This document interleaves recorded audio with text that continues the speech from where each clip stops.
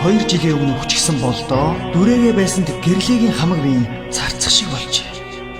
Гэрлэгийн гадаадд суралцах хугацаанд дуусч Германаас нисэн эртэл түүний хайртай залуу эрдэнэт тосч авчээ.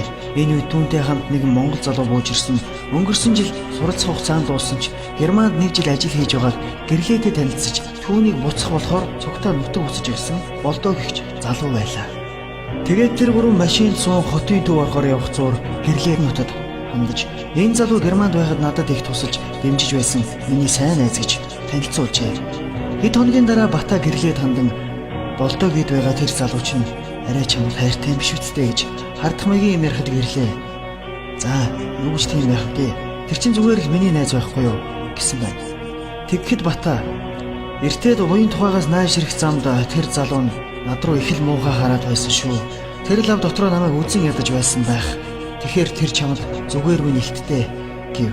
Тэр хоёрын яриа ингэсийгээд өндөрлөв. Гэвч 7 хоногийн дараа болдоо гэрлээр үцтэж би чамд хайртай гэдгийг чи мэдж байсан шүү дээ.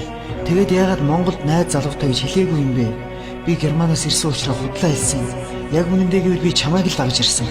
Чи намайг Батаг хараад ямар байдалд орсныг мэдээгүй байх. Надад Монголд хийх ажил байхгүй. Хоёулаа Германд очиж сайхан амьдрээ. Би чамд хайртай.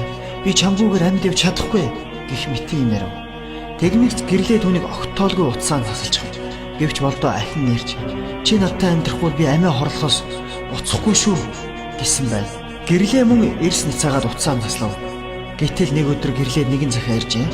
Задлж үзвэл чамайгийн захиаг авах үед би аль хэдийнэ хүчгсэн байх болно. Тэглээгээд би чамайг орхихгүй.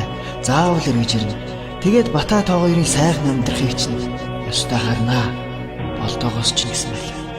Хэд хоногийн дараа болдоогийн цогцыг нэг орхигдсон байшингаас өөрийгөө боогоод алчсан байдалтай олсон сонссон гэж. Энэ явдлаас 2 жил өнгөрөхөд Бата гэрлээ хоёр хүүхэдтэй болж болдоо гэдэг хүний нэр ор тас мартаад байв. Тэр хоёрын хүүч хэлд орж хөөрдөн хөөрхөн боллоо. Гэтэл нэг өдөр гэрлээ гал тогооныхоо өрөөнд хоолоо хийгээд зогсож байтал хүн нөгөө өрөөндөө ганцаараа ярьж гарав. Тэгснээ бүр хот гинэж хэлжээ. Гэрлээ эхэндээ зураг үзээд байна гэж бодсон ч түүнд нэг л эвгүй санагдаад явчихв. Тэгээд сандраад хүүгийнхээ байсан өрөөнд ортол хүн цонхны хажуу зогсож байв. Цонхыг хэн онгойлгосныг бүү мэдээ. Онгорхоод байв. Цонхоо хааж байтал хүн түүнд ямар нэгэн юм өгөв. Түүнийг аваад хартал аль 2 жилийн өмнө ураад шатаачсан болдоогийн нөгөө захиа дүрээрээ байж байв. Гэтэл хүн энийг ээжтэй битгий өгөөрөөгээд болдааг надаа өгсэй гэж хэлэхэд нь гэрлээгийн дотор пал хийгээд яах ч учраа олохоо болж айдас турв. Гэтэл хаалганы хонх дуурч Бата ажилласаа ирлээ. Хоолоо идэж байх зураа гэрлээ саяхан болсон зүйлийн талаар ярьлаа.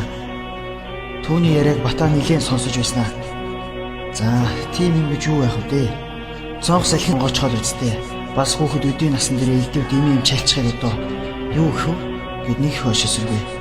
Тэр шин гэрлээгийн ойр юр хөрсөн байв. Хин нэгэн түүнийг хаанаас ч юм цоо ширтээд байх шиг санагдаад унтаж чадсангүй. Ийм байдлаар арай гэж өглөө болгож хоёулаа ажилдаа явж хүүгээ дээд давхрынхаа эмээ дээр орхиод явлаа. Гэрлээд үргэлж нэг юм дагаад байх шиг санагдаад зөрж өнгөрсөн хүн бүрийн нүд яг л болдоогийн нүд шиг харагдаад байв. Арай гэж ажлын цаг дуусч хүүгээ авахаар должин орлоо. Гэтэл должин бай. Танай хүүч нь өнөөдөр ч ганцаараа яриад энийгэд байлаа.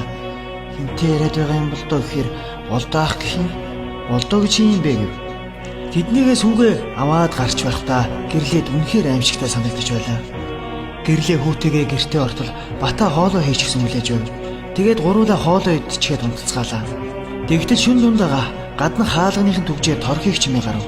Гэрлээ өндөгөө тартал анзаарагдах юм байсангүй. Бата юу ч мэдсэн шинжгүй хөрхрөн унтаж байв.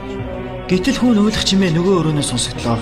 Гэрлээ босч симэрхэн явсаар хүүгийнхээ унтаж байсан өрөөний хаалгыг гаднаас нь чагнуул яа гарахгүй нэгэн эрэгтэй хүн хүүтийн нэр байв. Гэрлээ зориг гаргаж хаалгыг нь онгойлгоход хүүгийнх нь орны хажууд нэг хүн зогсож байснаа түүнийг хараад зогдсов. Сайн харвал 2 жилийн өмнө өчгсөн болдоо дүрээрээ байсан гэрлээгийн хамаг биеийн царцах шиг болжээ. Гэтэл нөгөө хүн түүн рүү дөхөж ирээд нэг л эвгүй хахирган дуугаар би чамайг их сансан шүү гэж хэллээ. Энэ үед гадаа аянга цахилгаантай бор орж байсан бөгөөд цахилгаан цахилах гэлбаанаар тэр хүний нүүр хэсэг нь гэрэлтлээ. Гэрлээ байдаг чадлаараа хашгиртал болдоо салхи шиг цонхоор гараад явчих. Гэрлээ болсон явдлыг Батад хэлтэл тэр арай их итгэжээ. Ингээд маргааш нь хоёулаа хийд очиод ном уншууллаа. Тэр шөнө янз бүрийн юм боссонгүй хоёулаа хүүгээ аваад гурвуулаа онтов. Номын хүч нөлөөснийхөө бүүмэд 7 хоног амар тайван байв. Гэтэл гэрлэг нэг өдөр ажилласаа тараад Должингойнх руу орох гээд хүүгээ авах гэж явж байтал Должингой их сандарсан байдалтай. Танай хүүчэнд байж байснаа гинэд гараад хүчгсэн. Би гүйцэхгүй болохоор барьж чадсангүй. Хойноос нь хардл гэрлүүгээ орж шугуулсан. Танайх руу яваад орсон чинь хаалгач чинь түгжээтэй байна лээ дээ. Тэг. Гэрлээ батаг ажилласан дуудаж хаалгаа онгойлох гэтэл гацчихаад онгойхгүй байлаа. Тэр хоёр гайхан хаалгатайгаа ноцолдож байтал гэр дотор нь бөөн утаа шуу болж аяг таваг хагарах юм том ийш тийшээ шидэх чимээ гарч эхлэв.